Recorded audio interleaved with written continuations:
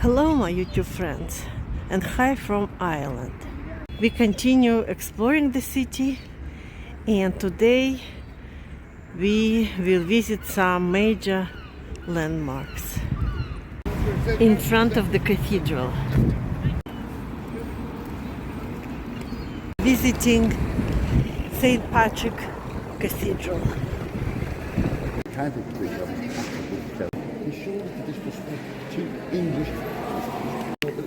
Very interesting headstone.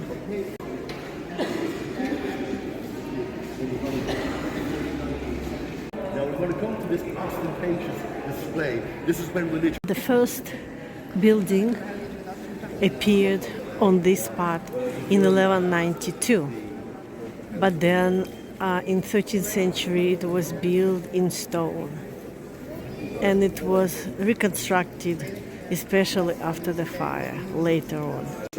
Basically, if you had a big gang with you, you were going to win. That's pretty much Interesting it. piece So of the history butlers about and the feud of servants two outside. families. Now, the butlers came from chancing your arm. You put your arm through there and it might come back. You know? A little bit like the mouth. Soldiers don't die, they simply fade away. That's that. In memory of all So fallen these soldiers. flags are loud. The real flags from the battles. Okay, we've got a great question here. First of all, I think that's a lovely story. And it's a true story. Johnathan Swift, the And dean get of the cathedral lady and the was, writer. She wasn't wealthy or anything And else. his To get her buried love, here, he used Stella. every piece. This pulpit, this used to be on wheels, okay? See many This sites. cathedral is much older. Of the first non-Irish king. Original stones were laid here in 1060. We are planning to visit the Dublin Castle. This is its plan. The description of all rooms.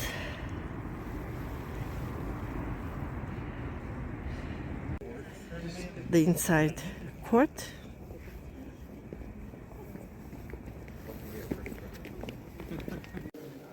The entrance stairs.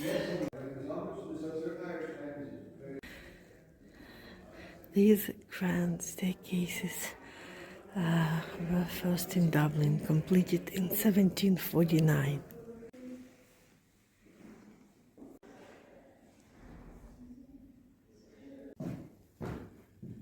In 1941, this room was in fire, and the ceiling and many other things were restored.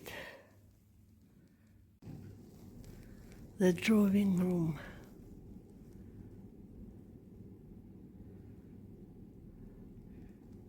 People relaxed here.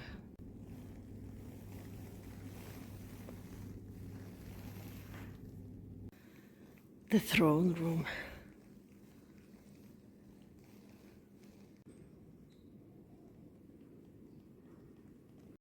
Now it's a portrait gallery, but used to be the dining room.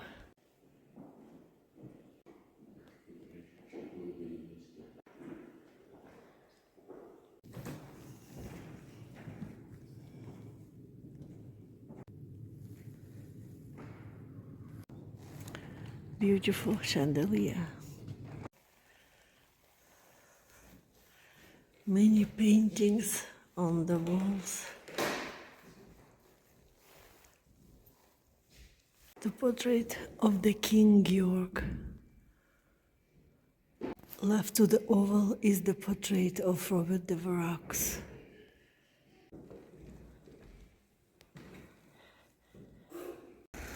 Soon we will go to this chapel, but before we will visit the gardens. This shows this inside structure of this tower. Well, I'm glad you asked. The back of the castle is painted those colours because you know in the west of Ireland, you know the way there's all the fishing. The gardens are relatively small. A good view of the castle and the chapel from the back. This is how it looks in 13th century. They were doing some repair work in the 1980s when the structures from different periods in history. So you can see the round stone tower here. This is the remains of the powder tower. One of the four bulwark there at the bottom. That's actually held together with a sort of early cement. It's made of things like built into the foundations of the castle when it was constructed in the 13th century. Up there. Originally, the water from the puddle would have flown into a big trench surrounding the castle. Wall. Castle wall. What we visited just now. The whole building is from the 18th century. This tower survived the medieval times. Now we are entering the royal chapel. Of the viceroys from the early 19th century onwards. If and when a British monarch was visiting the country, this is also where they would worship. Now there has been an earlier Viking Turkey. So if he built a big head, they exerted a limited amount of independence for a few years. She wheeled a wheelbarrow, through streets blood and narrow, like cockles and mussels, alive, alive, oh, alive, alive, oh, alive. Going inside the new building for the Trinity College to see the Book of Kells. Buildings of the Trinity College. We are going now to see the Book of Kells. Unfortunately, no videos there.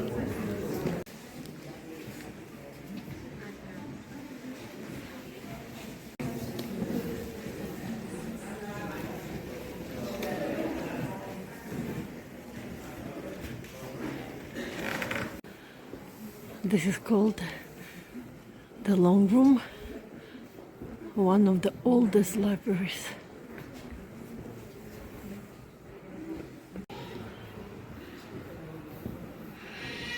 The library, the Long Room. The globe.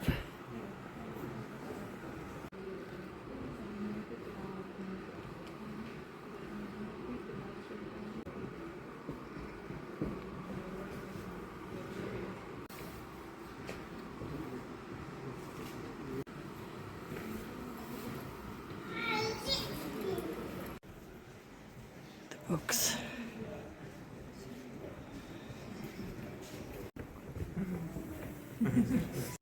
You might wonder why so many bookshelves are empty. I asked the worker here and he said they're preparing for renovation. And he also confirmed that this library is the oldest library in Ireland.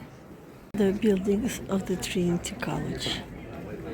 Strangely, on the whole campus of Trinity College, this is the oldest building from the 17th century.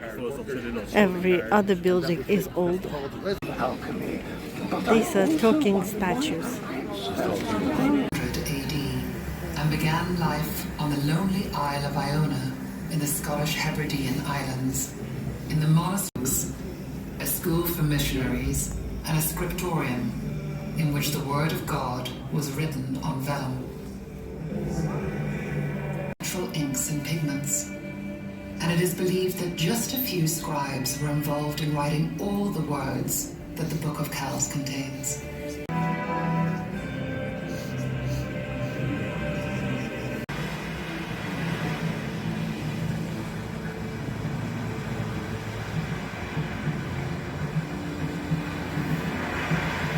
Religious life in Kells, and it was revered as a great relic. It's even possible that work on the book continued there. But thankfully, the rest of the book survived. Finishing day at the bar.